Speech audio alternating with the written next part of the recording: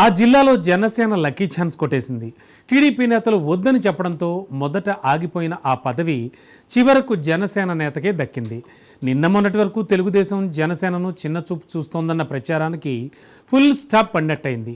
మొదట్లో ఆ కీలక పదవిని జనసేనకు కట్టబెట్టడానికి ససేమిరా అన్న జిల్లా టీడీపీ నేతలు చివరకు ఎందుకు మనసు మార్చుకున్నారనే ప్రశ్న తెలుగు తమ్ముళ్ల మెదళ్లను తొలిచేస్తోంది.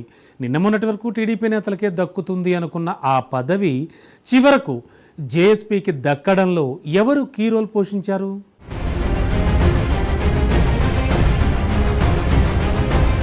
ఉమ్మడి ప్రకాశం జిల్లాలో జనసేనకు సరైన గౌరవం దక్కడం లేదని గత కొద్ది రోజులుగా వినిపిస్తున్న వాదన. జేఎస్పీ నాయకులను, కార్యకర్తలను టీడీపీ నేతలు చిన్నచూపు చూస్తున్నారనే టాక్ గత కొంతకాలంగా బలంగా వినిపిస్తోంది. అయితే జిల్లాలో జనసేన రెండు వర్గాలుగా చీలిపోయింది. ఒకటి బాలినేని వర్గం కాగా ఇంకోటి జేఎస్పీ జిల్లా అధ్యక్షుడు రియాజ్ వర్గంగా మారిపోయింది.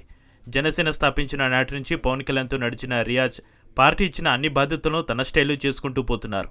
2019 ఎన్నికల్లో జనసేన తరపున ఒంగోలు అభ్యర్థిగా పోటీ చేసిన రియాజ్ ఓటమి పాలయ్యాడు. 2024 ఎన్నికల్లో పొత్తులో భాగంగా టీడీపీ అభ్యర్థి దామచర్ల జనార్దన్కి సపోర్ట్ చేస్తూ తన వెన్నంటే ఉంటూ వస్తున్నాడు. దీంతో దామచర్ల రియాజ్కు మధ్య స్నేహబంధం మరింత బలపడింది.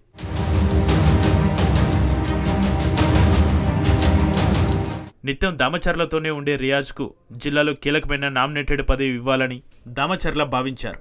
Ongole urban development authority chairman post రియాజ్కి కేటాయించాలని దామచర్ల సిఫార్సు చేశారు. అయితే జిల్లాలో అత్యంత కీలకమైన పదవి కావడంతో మిగిలిన టీడీపీ ఎమ్మెల్యేలంతా ఇందుకు ససేమిరా అన్నారు. పైకి డైరెక్ట్గా చెప్పకపోయినా రియాజ్కి ఓడా చైర్మన్ పదవి కేటాయించడాన్ని వీరంతా వ్యతిరేకించారు. దీంతో అప్పటి వరకు ఓడా చైర్మన్ లిస్టులో ఉన్న రియాజ్ పేరు ఒక్కసారిగా గల్లంతైంది. ఓడా చైర్మన్కు బదులు AP life stack development agency chairman పదవి దక్కింది. ఓడా చైర్మన్ పదవిని ఆశిస్తే చివరకు దిక్కుమాలిన పదవిని రియాజ్కు కట్టబెట్టారంటూ ఆయన వర్గం కారాలు మిరియాలు నూరింది. దీంతో జనసేనను టీడీపీ ఎమ్మెల్యేలు, నాయకులు చిన్నచూపు చూస్తున్నారనే ప్రచారం జోరుగా సాగింది.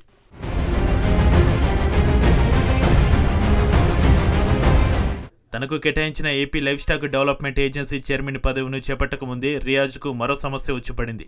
కోర్టు చిక్కులు కారణంగా రియాజ్ ఆ పదవిని చేపట్టే అవకాశం లేకుండా పోయింది. ఇదే ఇప్పుడు రియాజ్కు కలిసొచ్చింది.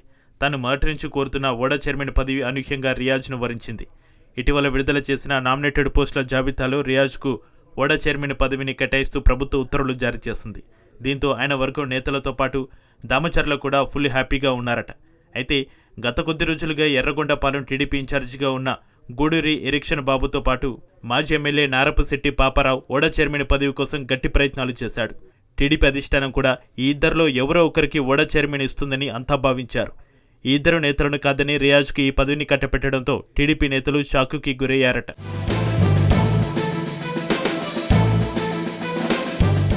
జిల్లాలోని ఎక్కువ మంది ఎమ్మెల్యేలు ఓడా చైర్మన్ పదవి టీడీపీ నేతలకే దక్కాలని మొదటి నుంచి పట్టుపడుతున్నారు.